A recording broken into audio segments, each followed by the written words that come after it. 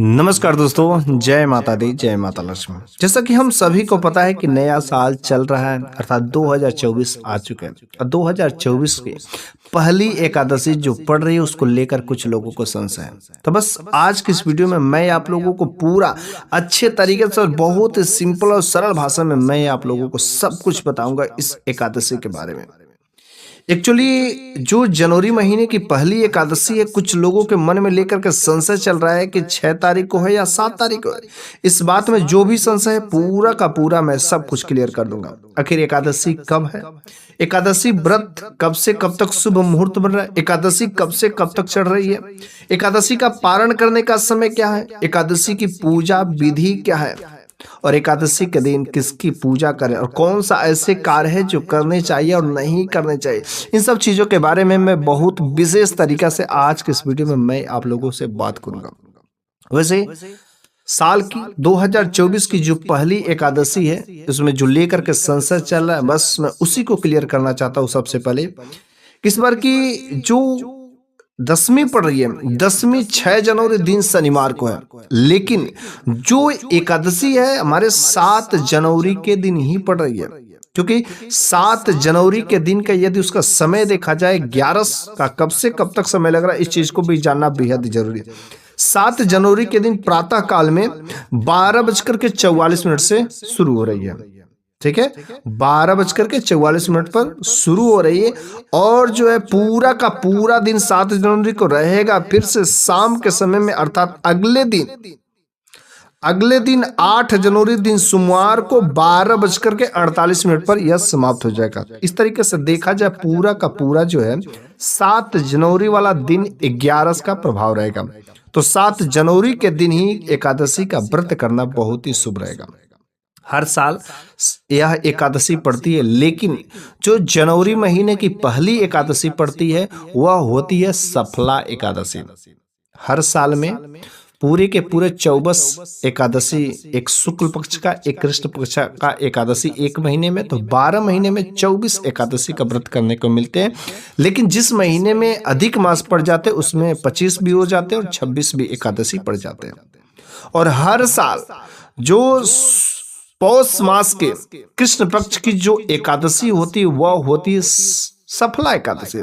इसलिए कारण से हम सभी लोगों को जानना अति आवश्यक कि सफला एकादशी का दिन कब था। तो हम सभी को पता चल गया होगा कि सफला एकादशी हमारा 7 जनवरी को ही मनाया जाएगा और 7 जनवरी के दिन व्रत करें। 7 जनवरी के दिन व्रत करने से जो भी भक्त होते हैं उस दिन जो है व्रत करें और उसके जो कुछ भी विधि विधान है उसको नियम पूर्वक करें। लेकिन इस दिन जो किसकी पूजा की जाती है, भगवान विष्णु और माता लक्ष्मी की पूजा की जाती है। एकादशी का व्रत होता ही है भगवान विष्णु को प्रसन्न करने के लिए और सभी भक्तगण भगवान विष्णु और माता लक्ष्मी को प्रसन्न करने के लिए ही करते हैं, क्योंकि सबकी चाह यही रहती कि हमारे घर में माता लक्ष्मी का आगमन हो, धन धान की कभी कमी नहीं हो, हमारे परिवार में सुख शांति हमेशा बना रहे। और जब भगवान विष्णु की कृपा के पात्र बन जाते आपके परिवार में सुख शांति समृद्धि हमेशा बना रहता है। साथ ही साथ माता लक्ष्मी भी आपके घर में अगर आ जाती हैं तो आपके घर में आर्थिक तंगी कभी हो ही नहीं सकता। आपके घर में चाहे धन संबंधित दिक्कतें हो, चाहे आर्थिक तंगी चल रही हो, पैसों की समस्या हो, कर्ज में डूबे, कोई भी समस्या हो, बस यदि सही तरीके से एकादशी का व्रत करते हैं, साल का जो पूरे के पूरे 24 एकादशी पड़ते हैं उन पूरे एकादशी का व्रत करते हैं तो आपके बहुत ही अधिक जो पुण्य के पात्र बनते हैं। जिसमें से पहली एकादशी जो 2024 की है वह सफला एकादशी। तो आप जो 7 जनवरी के दिन इस एकादशी को करने का शुभ समय आप जो है शुरुआत कर सकते हैं, ठीक है। सभी व्रत करने वाले व्रतधारियों से मेरी एक अनुरोध है कि अगर आप जो भगवान विष्णु के भक्त हो और माता लक्ष्मी का अस्थायी निवास आप अपने घरों में चाहते हैं तो कम से कम इस वीडियो को लाइक जरूर कर दीजिए। साथ में आप जो जय माता दी या जय माता लक्ष्मी या भगवान विष्णु के बीज मंत्रों को आप कमेंट बॉक्स में लिख सकते हैं। ओम नमो भगवते वासुदेवाय नमः। ठीक है। तो इस तरीके से एकादशी का व्रत हमारा 7 जनवरी को मनाया जाएगा। लेकिन रह गई बात आखिर एकादशी व्रत करने के बाद जो है इसका जो पारण का समय है, पारण कब करें, क्योंकि पारण का समय जो है 8 जनवरी दिन सोमवार को, एकादशी 7 जनवरी दिन रविवार को पड़ रही है। तो 8 जनवरी को पारण का समय बना, तो आखिर पारण कब करें। कुछ लोग तो सुबह में यूं ही कर लेते हैं, लेकिन नहा धो करके अच्छे से नहा करके फ्रेश होकर के आपको पारण करना है। और पारण करने का जो शुभ समय है 7:50 से लेकर के 9:20 तक, आप इस समय के बीच में आप पारण कर सकते हैं। भगवान विष्णु का ध्यान करते हुए सबसे पहले आप पूजा पाठ करें, पूजा पाठ करने के बाद ही आप पारण करना, ठीक है। जब आप एकादशी का व्रत करते हैं तो भगवान विष्णु को प्रसन्न करने के लिए खास तरीके से पीला वस्त्र ही धारण करें, और माता लक्ष्मी को प्रसन्न करने के लिए आप जो है लाल रंग की चुनरी या लाल वस्त्र धारण करते हैं तो बहुत ही अच्छी जो है कृपा के पात्र बनते हैं। इस कारण से आप पीला, लाल, गुलाबी ऐसे रंग वस्त्रों का यदि धारण करते हैं तो उनकी कृपा के पात्र बन जाते हैं। और जो भी भक्त इसका व्रत करते हैं, और स्नान ध्यान करना बहुत ही जरूरी, क्योंकि ठंडी का मौसम चल रहा है, सर्दी का मौसम चला है, और सर्दी के मौसम में बहुत सारे ऐसे भी लोग होते हैं जो काफ़ी दिन तक स्नान ही नहीं करते। लेकिन स्नान नहीं करने से आपके शरीर में अनेक प्रकार की बीमारियां भी ग्रसित हो सकते हैं। लेकिन एकादशी के दिन अगर आप एकादशी का व्रत करते हैं तो सुबह सबसे पहले नहा धो करके फ्रेश होकर के आप जो है पूजा पाठ करें, भगवान विष्णु की, माता लक्ष्मी का आरती करें और भोग लगाए। जैसा भी आपको इच्छाएं हो, जो मनोकामनाएं हो, आप सभी मनोकामनाओं को उनसे कहिए, बिलक करके कहिए। और एकादशी के दिन जो नहाने खाने के बाद जो सुबह से लेकर के शाम तक, ऐसा भी मान्यता के अनुसार है कि यदि कोई व्यक्ति या कोई व्रतधारी दान भी करते हैं तो दान करने का भी बहुत ही ज्यादा फल मिलता है। लेकिन कौन कौन सा चीजें दान करें, क्या काम करना चाहिए, इन सब चीजों को भी जानना बहुत ही जरूरी होता है। तो चलिए अब हम लोग बात कर लेते हैं आखिर एकादशी, जो सफला एकादशी 7 जनवरी का दिन, रविवार के दिन ऐसे कौन सा कार्य करने चाहिए, उन कार्य को करने से भगवान विष्णु और माता लक्ष्मी का विशेष कृपा के पात्र बनते हैं। ठीक है, आप जो प्रदोष काल के समय, शाम के समय आप इस कार्य को कर सकते हैं, और इस काम को करने से भगवान विष्णु और माता लक्ष्मी आपके घर की, आपके साथ में जो चली आ रही दरिद्रता है, जन्मों जन्मों की कंगाली है, तुरंत खत्म हो जाती है। क्योंकि जब आपका भाग आपके साथ में नहीं होता ना, कुछ भी अच्छा ही नहीं होता। सब काम चाहते हुए कुछ नहीं पता, आपका काम होते होते बिगड़ जाता है। और ऐसे अनेक प्रकार के आपके जीवन में दरिद्रता, कंगाली, पैसों की समस्याएं, तंग लेकर के चलते रहते हैं।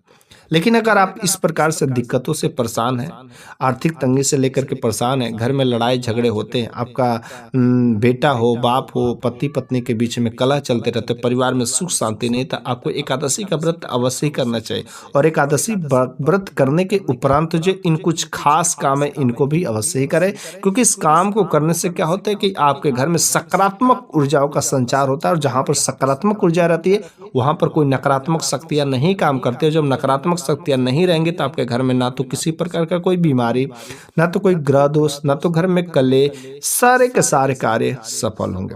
ठीक है, तो चलो हम लोग समझ लेते हैं आखिर कौन से वे कार्य करने। सबसे पहला नंबर की बात है कि जो एकादशी का दिन होता है, भगवान विष्णु माता लक्ष्मी को प्रसन्न करने के लिए किया जाता है। और माता लक्ष्मी का ही स्वरूप जो तुलसी माता है, अर्थात तुलसी का पौधा आपके घर के आंगन में, प्रांगण में, दरवाजे पर कहीं ना कहीं अवश्य ही होना चाहिए। और तुलसी का ही एक ऐसा पौधा है कि जो पूजनीय पौधा होता है, और हिंदू धर्म में सभी लोग इसको पूजते हैं। और रविवार और मंगलवार के दिन इसको तोड़ा नहीं जाता। और इस बार की जो एकादशी पड़े रविवार के दिन, तो इसको छूना तो बिल्कुल ही नहीं है, ना तो इसको तोड़ना है और ना जल चढ़ाना है। क्योंकि इस दिन तुलसी माता भी व्रत में रहती हैं, तो इनका व्रत को तोड़ना नहीं है। तो आपको करना क्या है, बस ध्यान से समझिएगा। पहले तो आपको एकादशी का व्रत करना, और एकादशी का व्रत करने के उपरांत प्रदोष काल के समय अर्थात शाम के समय में आपको जाना है, घी का दीपक जलाना है। और घी का दीपक जला करके आपको वहां पर तुलसी के जड़ के पास में रख देना, बल्कि उसको छूना नहीं है। ठीक है, टच नहीं करना है, ना तो उसको तोड़ना है। बस आपको वहां पर एक घी का दीपक जला करके रख देना, और उसके जड़ के पास से थोड़ी सी मिट्टी, ठीक है, थोड़ी सी मिट्टी उठा करके आपको तिलक कर लेना है, मतलब अपने ललाट पर लगा लेना है। इस काम को करने से क्या होती है कि बहुत अधिक जो है सकारात्मक ऊर्जा का संचार होता है। ठीक है। और इस दिन अगर कोई खास आप दुर्गा मंदिर, किसी काली मंदिर में यदि आप जाते हैं तो वहाँ पर जो कपूर अगरबत्ती जलाए गए रहते हैं, वहाँ से कुछ भभूत जो भस्म रहता है उसको भी उठाकर आप जो अपने ललाट पर तिलक के रूप में लगा सकते हैं या थोड़ा सा खा सकते हैं। इस काम को करने से बहुत अधिक आपके साथ में सकारात्मक जो शक्तियाँ का संचार होता है। ठीक है।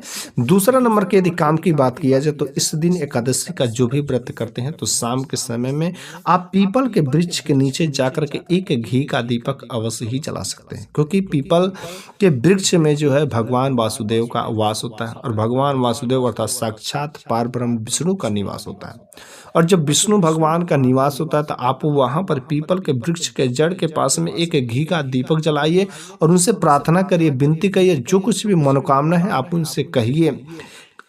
इस काम को बार बार करने से क्या होता है कि भगवान विष्णु के जब आप कृपा के पात्र बन जाते हैं, भगवान विष्णु की जब कृपा आपके ऊपर पड़ जाती है, उसी दिन से आपके जीवन में सुख शांति समृद्धि आनी शुरू हो जाएगी। इस कारण से आप इन उपायों को करते रहिए, हमेशा करते रहिए। जब जब एकादशी आता है तो इन उपायों को करने से क्या होता है, आपके घर पर किसी भी प्रकार का कोई बुरी दोष नहीं लग पाता है। ठीक है। तीसरा नंबर का जो यह काम है, ये हर व्यक्ति को जो कुछ भी आपकी मनोकामनाएं हैं बहुत सच्चे दिल से श्रद्धा भाव से आपकी मनोकामनाएं हो, काफी दिनों से कोशिश करें और वो मनोकामनाएं आपकी पूरी भी नहीं हो रही। अगर आप इस उपाय को करते हैं तो वो मनोकामनाएं अवश्य ही पूरी हो जाती। बस करना क्या है, एकादशी के दिन, कोई भी एकादशी के दिन, ठीक है, आप इस उपाय को कर लीजिएगा। कैसे करना है थोड़ा सा बारीकी से ध्यान से समझिए। आपको क्या करना है, एक मोली धागा लेना है, ठीक है, एक मोली धागा लीजिए और एक घी का दीपक लेना है, ठीक है, और उसमें एक बाती भी लेना है। तो एक मोली धागा, एक घी का दीपक लेकर के कहाँ जाना है, तुलसी के पौधे के पास में, क्योंकि इसको छूना भी नहीं है। लेकिन आप क्या काम कर सकते हैं, आप वहां पर जाइए तो सबसे पहले उस घी के दीपक को वहां पर जला दीजिए, प्रज्वलित करिए। घी का दीपक प्रज्वलित करने के बाद वहां पर आपकी मनोकामनाओं को बोलना है, ठीक है, और भगवान विष्णु के बीज मंत्रों को वहां पर बोलना है। ओम नमो भगवते वासुदेवाय नमः, ठीक है, कम से कम 11 बार बोल दिए। 11 बार बोलने के बाद जो आपने मूली धागा लिया है उस मूली धागा को बस सुबह से तुलसी से ऊपर ही ऊपर जो क्या करना है, 5 बार जो है बांध देना है। अपनी मनोकामनाओं को, अपनी इच्छाओं को आपको बोलते हुए, और सच्चे दिल से बोलिएगा। ऐसा बोलिएगा कि हाँ, आपके बोलने में दर्द छुपा हुआ, अगर आपके बोलने में, आपकी आवाज में, और वह आवाज दिल से निकल रही होगी ना, वह तत्काल अगर आपकी जरूरत होगी, बिना उसके काम नहीं चल रहा होगा, तो वह सच्चे दिल से अगर आपकी आवाज निकल रही है तो अवश्य वह आपकी आवाज भगवान विष्णु तक पहुंचेगी। माता लक्ष्मी अवश्य आपके घर की दरिद्रता दूर करेंगे, जो वह मनोकामना है अवश्य ही पूरी करेंगे। इस काम को सभी व्रतधारियों को और सभी भक्तों को अवश्य करना चाहिए। अगर आपके घर पर तुलसी का पौधा है तो तुलसी के पौधे में जाकर के इस काम को अवश्य करें। इस काम को करने से अवश्य ही आपकी जो मनोकामनाएं जो रहती है, जो मनवांछित फल रहते हैं, वह मिलते हैं। ठीक है। तो अब अगला नंबर का जो काम है, यह एकादशी के दिन क्या करना चाहिए कि दान करने का भी विधि विधान होता है, क्योंकि दान करने से बहुत ही ज्यादा आपको फल मिलते हैं। तो एकादशी के शाम के समय आपको लाना है एक सफेद कपड़ा, ठीक है, एक सफेद कपड़ा लाना है और सफेद कपड़ा ला करके आपको चले जाना है अपने घर के पूजा स्थान पर। और पूजा स्थान पर जाने के बाद वहां पर आपको 2 लोटा चावल रखना है। ओके, 2 लोटा चावल उस सफेद कपड़े पर रखना है, 2 लोटा चावल और उसमें 2 इलायची रख देना है और उसको एक पोटली बना देना है। और वहां पर बैठ करके आपको भगवान विष्णु के सामने आपको पूजा करना है, अगरबत्ती का दीपक जलाना है, और इस तरीके से आपको वहां पर इस सारे कार्य करना है। और भगवान विष्णु के बीज मंत्रों को पढ़ना है, माता लक्ष्मी के बीज मंत्रों को पढ़िए। इस तरीके से पढ़ने के बाद जो क्या करना है, आपको वहां से चले जाना। अगले दिन अर्थात 8 जनवरी दिन रविवार सोमवार के दिन आपको सुबह सुबह के समय ही आप उस पोटली को उठाइए और उस पोटली को उठा करके ले जाकर के किसी मंदिर में किसी जरूरतमंद व्यक्ति को दान में दे दीजिए। इस काम को करने से क्या होता है कि आपको बहुत अधिक फल मिलता है, लेकिन यह गुप्त दान होना चाहिए, किसी को पता नहीं होना चाहिए। गुप्त तरीके से करते हैं तभी इसका फल जो आपको ज्यादा मिलता है। यदि आप अधिक फल चाहना चाहते हैं, अधिक पुण्य प्राप्त करना चाहते हैं, तो इस प्रकार का गुप्त दान अर्थात चावल का गुप्त दान अवश्य करिए, ताकि किसी को पता नहीं चले। इस काम को करने से अगर किसी जरूरत की आपकी दुआ लगती है ना, तो अगर आप मंदिर में भी ले जाकर के दान कर देते हैं तो भी भगवान की जो बहुत ही विशेष कृपा के पात्र बन जाते हैं। ठीक है। तो इस तरीके से अगर एकादशी के दिन कोई भी व्यक्ति अगर इन उपायों को करता है, जो कुछ भी आज की इस वीडियो में मैंने उपाय बताए हैं, अगर सच्चे दिल से श्रद्धा भाव से उन उपायों को करता है, भगवान विष्णु की आराधना करता है, उनकी आरती करता है, माता लक्ष्मी को प्रसन्न करने के लिए उनके बीज मंत्रों को पढ़ता है और एकादशी का व्रत करता है, नियम पूर्वक उनके सभी नियमों का पालन करता है, सभी जो है व्रत करने के जो कुछ भी रूल एंड रेगुलेशन तो उनको कभी तोड़ता नहीं है, खान पान चीज़ों पर भी कंट्रोल रखता है, मांस मदिरा का इस्तेमाल बिल्कुल ही नहीं करना है, कभी तामसिक भोजन का भी इस्तेमाल नहीं करना। कोशिश करें कि यदि आप फल केवल खा करके रह सकते हैं, बार बार भी नहीं खाना, कैसा नहीं कि बार बार भैया आपको मुख जो है जूठा करना है। इन सब चीज़ों को ध्यान रखते हुए अगर कोई भी व्यक्ति एकादशी का व्रत करता है तो अवश्य उनके ऊपर जो माता लक्ष्मी और भगवान विष्णु का आशीर्वाद लगता है। और जिसके कि हम सभी को पता है कि नया साल चल रहा है, अर्थात 2024 आ चुके हैं और 2024 की पहली एकादशी जो पड़ रही है उसको लेकर कुछ लोगों को संशय है।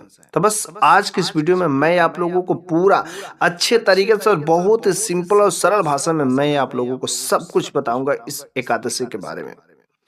एक्चुअली जो जनवरी महीने की पहली एकादशी है, कुछ लोगों के मन में लेकर के संशय चल रहा है कि 6 तारीख को है या 7 तारीख को है। इस बात में जो भी संशय है पूरा का पूरा मैं सब कुछ क्लियर कर दूंगा। आखिर एकादशी कब है, एकादशी व्रत कब से कब तक शुभ मुहूर्त बन रहा है, एकादशी कब से कब तक चढ़ रही है, एकादशी का पारण करने का समय क्या है, एकादशी की पूजा विधि क्या है और एकादशी के दिन किसकी पूजा करें और कौन सा ऐसे कार्य है जो करने चाहिए और नहीं करने चाहिए, इन सब चीजों के बारे में मैं बहुत विशेष तरीका से आज के इस वीडियो में मैं आप लोगों से बात करूंगा।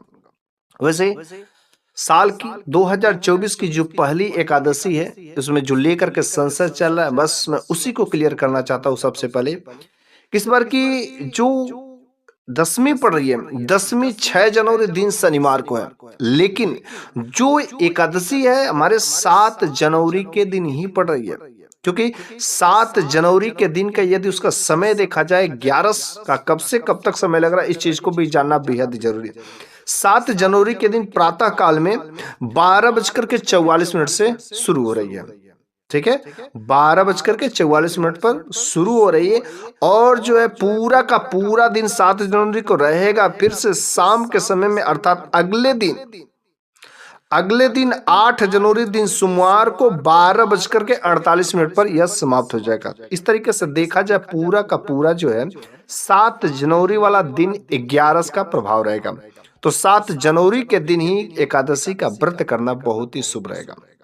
हर साल यह एकादशी पड़ती है, लेकिन जो जनवरी महीने की पहली एकादशी पड़ती है वह होती है सफला एकादशी। हर साल में पूरे के पूरे 24 एकादशी, एक शुक्ल पक्ष का एक कृष्ण पक्ष का एकादशी एक महीने में, तो 12 महीने में 24 एकादशी का व्रत करने को मिलते हैं। लेकिन जिस महीने में अधिक मास पड़ जाते हैं उसमें 25 भी हो जाते हैं और 26 भी एकादशी पड़ जाते हैं। और हर साल जो पौष मास के कृष्ण पक्ष की जो एकादशी होती है वह होती है सफला एकादशी। इसलिए कारण से हम सभी लोगों को जानना अति आवश्यक कि सफला एकादशी का दिन कब था। तो हम सभी को पता चल गया होगा कि सफला एकादशी हमारा 7 जनवरी को ही मनाया जाएगा और 7 जनवरी के दिन व्रत करें। 7 जनवरी के दिन व्रत करने से जो भी भक्त होते हैं उस दिन जो है व्रत करें और उसके जो कुछ भी विधि विधान है उसको नियम पूर्वक करें। लेकिन इस दिन जो किसकी पूजा की जाती है, भगवान विष्णु और माता लक्ष्मी की पूजा की जाती है। एकादशी का व्रत होता ही है भगवान विष्णु को प्रसन्न करने के लिए और सभी भक्तगण भगवान विष्णु और माता लक्ष्मी को प्रसन्न करने के लिए ही करते हैं, क्योंकि सबकी चाह यही रहती कि हमारे घर में माता लक्ष्मी का आगमन हो, धन धान की कभी कमी नहीं हो, हमारे परिवार में सुख शांति हमेशा बना रहे। और जब भगवान विष्णु की कृपा के पात्र बन जाते आपके परिवार में सुख शांति समृद्धि हमेशा बना रहता है। साथ ही साथ माता लक्ष्मी भी आपके घर में अगर आ जाती हैं तो आपके घर में आर्थिक तंगी कभी हो ही नहीं सकता। आपके घर में चाहे धन संबंधित दिक्कतें हो, चाहे आर्थिक तंगी चल रही हो, पैसों की समस्या हो, कर्ज में डूबे, कोई भी समस्या हो, बस यदि सही तरीके से एकादशी का व्रत करते हैं, साल का जो पूरे के पूरे 24 एकादशी पढ़ते हैं, उन पूरे एकादशी का व्रत करते हैं तो आपके बहुत ही अधिक जो पुण्य के पात्र बनते हैं। जिसमें से पहली एकादशी जो 2024 की है वह सफला एकादशी। तो आप जो 7 जनवरी के दिन इस एकादशी को करने का शुभ समय आप जो है शुरुआत कर सकते हैं। ठीक है।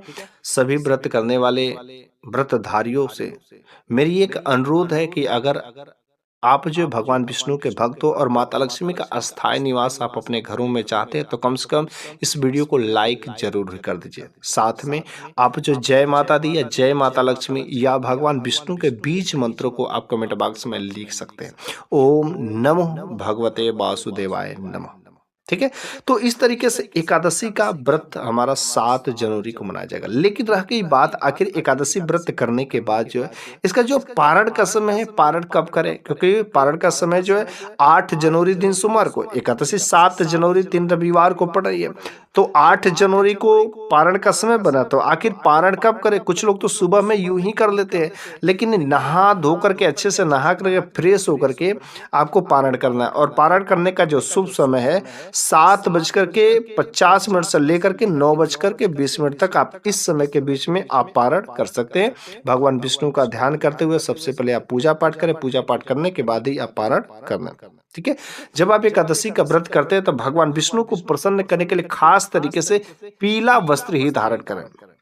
और माता लक्ष्मी को प्रसन्न करने के लिए आप जो है लाल रंग की चुनरी या लाल वस्त्र धारण करते हैं तो बहुत ही अच्छी जो है कृपा के पात्र बनते हैं। इस कारण से आप पीला, लाल, गुलाबी ऐसे रंग वस्त्रों का यदि धारण करते हैं तो उनकी कृपा के पात्र बन जाते हैं। और जो भी भक्त इसका व्रत करते हैं और स्नान ध्यान करना बहुत ही जरूरी, क्योंकि ठंडी का मौसम चल रहा है, सर्दी का मौसम चला है। और सर्दी के मौसम में बहुत सारे ऐसे भी लोग होते हैं जो काफी काफी दिन तक स्नान ही नहीं करते, लेकिन स्नान नहीं करने से आपके शरीर में अनेक प्रकार की बीमारियां भी ग्रसित हो सकते हैं। लेकिन एकादशी के दिन अगर आप एकादशी का व्रत करते हैं तो सुबह सबसे पहले नहा धो करके फ्रेश होकर के आप जो है पूजा पाठ करें, भगवान विष्णु की, माता लक्ष्मी का आरती करें और भोग लगाए। जैसा भी आपको इच्छाएं हो, जो मनोकामनाएं हो, आप सभी मनोकामनाओं को उनसे कहिए, बिलक करके कहिए। और एकादशी के दिन जो नहाने खाने के बाद जो सुबह से लेकर के शाम तक ऐसा भी मान्यता के अनुसार है कि यदि कोई व्यक्ति या कोई व्रतधारी दान भी करते हैं तो दान करने का भी बहुत ही ज्यादा फल मिलता है। लेकिन कौन कौन सा चीजें दान करें, क्या काम करना चाहिए, इन सब चीजों को भी जानना बहुत ही जरूरी होता है। तो चलिए अब हम लोग बात कर लेते हैं आखिर एकादशी, जो सफला एकादशी 7 जनवरी का दिन रविवार के दिन ऐसे कौन सा कार्य करने चाहिए, उन कार्य को करने से भगवान विष्णु और माता लक्ष्मी का विशेष कृपा के पात्र बनते हैं। ठीक है। आप जो प्रदोष काल के समय, शाम के समय आप इस कार्य को कर सकते हैं। और इस काम को करने से भगवान विष्णु और माता लक्ष्मी आपके घर की, आपके साथ में जो चली आ रही दरिद्रता है, जन्मों जन्मों की कंगाली है, तुरंत खत्म हो जाती है। क्योंकि जब आपका भाग आपके साथ में नहीं होता ना, कुछ भी अच्छा ही नहीं होता। सब काम चाहते हुए कुछ नहीं पता, आपका काम होते होते बिगड़ जाता है। और ऐसे अनेक प्रकार के आपके जीवन में दरिद्रता, कंगाली, पैसों की समस्या, तंग लेकर के चलते रहते हैं। लेकिन अगर आप इस प्रकार से दिक्कतों से परेशान हैं, आर्थिक तंगी से लेकर के परेशान हैं, घर में लड़ाई झगड़े होते हैं, आपका बेटा हो, बाप हो, पति पत्नी के बीच में कलह चलते रहते, परिवार में सुख शांति नहीं, तो आपको एकादशी का व्रत अवश्य ही करना चाहिए। और एकादशी व्रत करने के उपरांत जो इन कुछ खास काम है इनको भी अवश्य ही करें, क्योंकि इस काम को करने से क्या होता है कि आपके घर में सकारात्मक ऊर्जाओं का संचार होता है। और जहाँ पर सकारात्मक ऊर्जा रहती है वहां पर कोई नकारात्मक शक्तियां नहीं काम करती है। जब नकारात्मक शक्तियां नहीं रहेंगी तो आपके घर में ना तो किसी प्रकार का कोई बीमारी, ना तो कोई ग्रह दोष, ना तो घर में कले, सारे के सारे कार्य सफल होंगे। ठीक है। तो चलो हम लोग समझ लेते हैं आखिर कौन से वे कार्य करने। सबसे पहला नंबर की बात है कि जो एकादशी का दिन होता है भगवान विष्णु माता लक्ष्मी को प्रसन्न करने के लिए किया जाता है। और माता लक्ष्मी का ही स्वरूप जो तुलसी माता है, अर्थात तुलसी का पौधा आपके घर के आंगन में, प्रांगण में, दरवाजे पर कहीं ना कहीं अवश्य ही होना चाहिए। और तुलसी का ही एक ऐसा पौधा है कि जो पूजनीय पौधा होता है और हिंदू धर्म में सभी लोग इसको पूजते हैं। और रविवार और मंगलवार के दिन इसको तोड़ा नहीं जाता। और इस बार की जो एकादशी पड़े रविवार के दिन, तो इसको छूना तो बिल्कुल ही नहीं है, ना तो इसको तोड़ना है और ना जल चढ़ाना है, क्योंकि इस दिन तुलसी माता भी व्रत में रहती हैं, तो इनका व्रत को तोड़ना नहीं है। तो आपको करना क्या है, बस ध्यान से समझिएगा। पहले तो आपको एकादशी का व्रत करना, और एकादशी का व्रत करने के उपरांत प्रदोष काल के समय अर्थात शाम के समय में आपको जाना है, घी का दीपक जलाना है। और घी का दीपक जला करके आपको वहां पर तुलसी के जड़ के पास में रख देना, बल्कि उसको छूना नहीं है। ठीक है, टच नहीं करना है, ना तो उसको तोड़ना है, बस आपको वहां पर एक घी का दीपक जला करके रख देना और उसके जड़ के पास से थोड़ी सी मिट्टी, ठीक है, थोड़ी सी मिट्टी उठा करके आपको तिलक कर लेना है, मतलब अपने ललाट पर लगा लेना है। इस काम को करने से क्या होती है कि बहुत अधिक जो है सकारात्मक ऊर्जा का संचार होता है, ठीक है। और इस दिन अगर कोई खास आप दुर्गा मंदिर, किसी काली मंदिर में यदि आप जाते हैं तो वहां पर जो कपूर अगरबत्ती जलाए गए रहते हैं, वहां से कुछ भभूत जो भस्म रहता है उसको भी उठाकर आप जो अपने ललाट पर तिलक के रूप में लगा सकते हैं या थोड़ा सा खा सकते हैं। इस काम को करने से बहुत अधिक आपके साथ में सकारात्मक जो शक्तियां का संचार होता है, ठीक है। दूसरा नंबर के यदि काम की बात किया जाए तो इस दिन एकादशी का जो भी व्रत करते हैं तो शाम के समय में आप पीपल के वृक्ष के नीचे जाकर के एक घी का दीपक अवश्य ही जला सकते हैं, क्योंकि पीपल के वृक्ष में जो है भगवान वासुदेव का वास होता है और भगवान वासुदेव अर्थात साक्षात पार ब्रह्म विष्णु का निवास होता है। और जब विष्णु भगवान का निवास होता है तो आप वहां पर पीपल के वृक्ष के जड़ के पास में एक घी का दीपक जलाइए और उनसे प्रार्थना करिए, विनती करिए, जो कुछ भी मनोकामना है आप उनसे कहिए। इस काम को बार बार करने से क्या होता है कि भगवान विष्णु के जब आप कृपा के पात्र बन जाते हैं, भगवान विष्णु की जब कृपा आपके ऊपर पड़ जाती है, उसी दिन से आपके जीवन में सुख शांति समृद्धि आनी शुरू हो जाएगी। इस कारण से आप इन उपायों को करते रहिए, हमेशा करते रहिए। जब जब एकादशी आता है तो इन उपायों को करने से क्या होता है, आपके घर पर किसी भी प्रकार का कोई बुरी दोष नहीं लग पाता है, ठीक है। तीसरा नंबर का जो यह काम है, ये हर व्यक्ति को जो कुछ भी आपकी मनोकामनाएं हैं, बहुत सच्चे दिल से श्रद्धा भाव से आपकी मनोकामनाएं हो, काफी दिनों से कोशिश कर रहे हैं और वो मनोकामनाएं आपकी पूरी भी नहीं हो रही थी, अगर आप इस उपाय को करते हैं तो वो मनोकामनाएं अवश्य ही पूरी हो जाती। बस करना क्या है, एकादशी के दिन, कोई भी एकादशी के दिन, ठीक है, आप इस उपाय को कर लीजिएगा। कैसे करना है, थोड़ा सा बारीकी से ध्यान से समझिए। आपको क्या करना है, एक मोली धागा लेना है, ठीक है, एक मोली धागा लीजिए और एक घी का दीपक लेना है, ठीक है, और उसमें एक बाती भी लेना है। तो एक मोली धागा, एक घी का दीपक लेकर के कहाँ जाना है, तुलसी के पौधे के पास में, क्योंकि इसको छूना भी नहीं है।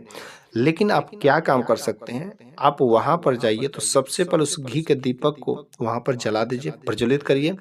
घी का दीपक प्रज्वलित करने के बाद वहां पर आपकी मनोकामनाओं को बोलना है, ठीक है, और भगवान विष्णु के बीज मंत्रों को वहां पर बोलना है, ओम नमो भगवते वासुदेवाय नमः, ठीक है, कम से कम 11 बार बोल दिए। 11 बार बोलने के बाद जो आपने मूली धागा लिया है, उस मूली धागा को बस सुबह से तुलसी से ऊपर ही ऊपर जो है क्या करना है, 5 बार जो है बांध देना है। अपनी मनोकामनाओं को, अपनी इच्छाओं को आपको बोलते हुए, और सच्चे दिल से बोलिएगा, ऐसा बोलिएगा कि हाँ, आपके बोलने में दर्द छिपा हुआ, अगर आपके बोलने में, आपकी आवाज में, और वह आवाज दिल से निकल रही होगी ना, वह तत्काल अगर आपकी जरूरत होगी, बिना उसके काम नहीं चल रहा होगा, तो वह सच्चे दिल से अगर आपकी आवाज निकल रही है तो अवश्य वह आपकी आवाज भगवान विष्णु तक पहुंचेगी।